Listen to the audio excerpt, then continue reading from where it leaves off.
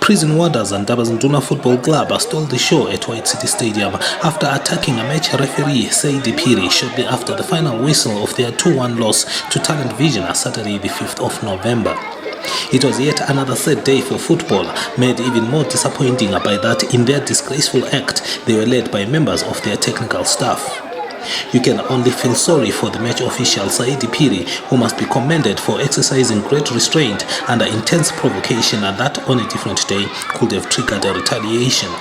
But Saidi did not. Instead, he chose to flee from the fracas, and it will remain a mystery why Ndabazinduna players, officials and a host of others that had invaded the pitch chose to give chase if their motive was just to escort the official to the dressing room. It can only be assumed that in the process of their hunt, the consequences of their intent dawned along the way, and once Piri was caged, none of those previously in hot pursuit would cast the first stone. Eventually, Saidi was escorted to the dressing room by the police, and as tempers had calmed down, the situation returned to normalcy. The match had begun with Talent Vision pressing for an early opener, and Goodwin Ndlovu would thump a booming drive narrowly wide of keeper George Zuze's right post. But it was Ndabazinduna who would take the lead from a stunning Edmond Zanenamo strike that beat Talent Vision keeper Wandile Ndlovu hands down. Talent Vision regrouped, and their first search to level matters was from a Hilary Madzivanyika header that went over the bar. Ndabazinduna were looking dangerous on the counter-attack, and they appeared well rehearsed with shooting from afar as they persistently troubled their opponent's goal area with long-range drives. Exciting Michael Bebe kept Talent Vision hopes ticking with a spirited run to feed Mbegezeli Sibanda, whose flying kick went straight into keeper George Zuze's arms. Ndabazinduna were back at the Talent Vision half again to trouble their opponents with another long-range driver from captain Eddington Ndaba, but this time keeper Wandile Ndlovu got down to deal with the shot. The resultant corner kick picked Eddington unmarked, but he directed his bouncing header into the goalkeeper's arms. The visitors were playing some good football at this stage. It appeared they would add a second in no time at all, given their control of the game, and in retrospect, you would understand their emotions on the referee, though it is unacceptable in civil society. Ndabazinduna were doing almost everything right to get a second. They even thought they had won themselves a penalty when Ishmael Tawengwa burst into the box to come down under challenge from Brian Ebenge, but Saidi ruled that the defender had won the ball clean, so allowed the play to go on. Ndabazinduna were undeterred. They pressed even further, and how Nomandla Moyo failed to hit the target of a Dixon Piri cross, only Nomandla can explain. Perhaps the turning point of the match arrived following a foul on the edge of the Ndabazinduna box when Absalom Rupia plowed into Hilary Madzivanyika. Saidi rightfully awarded a free kick, which was heavily protested by Ndabazinduna players. In the ensuing commotion, the visitors' keeper George Zuze is alleged to have used abusive language at the referee, and he did not hesitate to flash red. That triggered further protests, with more officials storming the pitch to confront the referee. Their supporters would not be left out, and they also invaded the pitch as a free-for-all disrupted the resumption of the game. In total, it took almost 10 minutes for the commotion to subside, and when it did, Ndabazinduna will realize it affected them most, as they were -1 player and they had lost the rhythm that they enjoyed prior to the foul. Substitute goalkeeper James Nyone was summoned into action straight on his arrival, dealing with Mbegezeli Sibanda's killing free kick that was aimed for the top corner of the nets.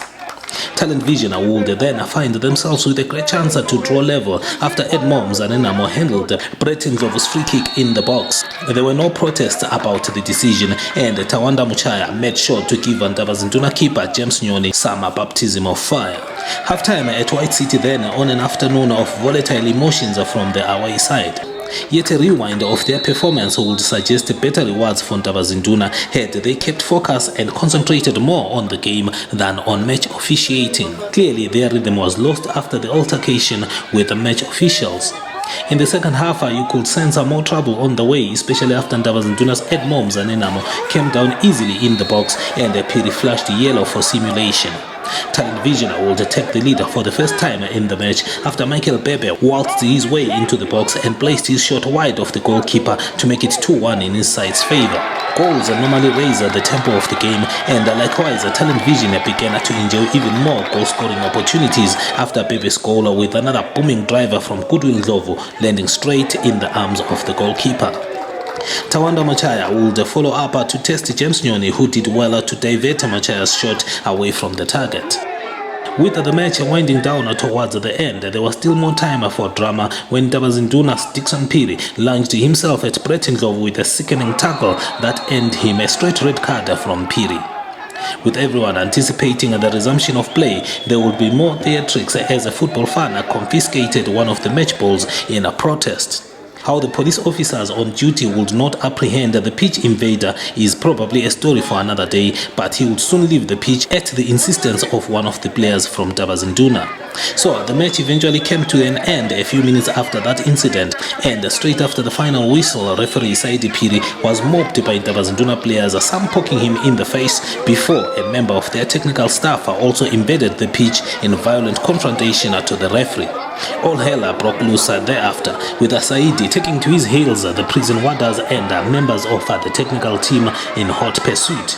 Both teams felt that the match had some pressure, especially from Tabazinduna, who lay 14th on the log standings going into the last round of matches.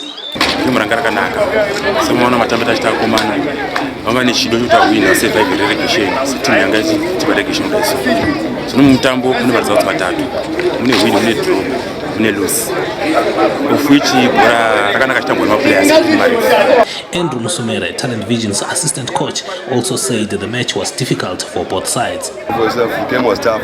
These guys are fighting relegation, and we want to cement our place there in the top 6.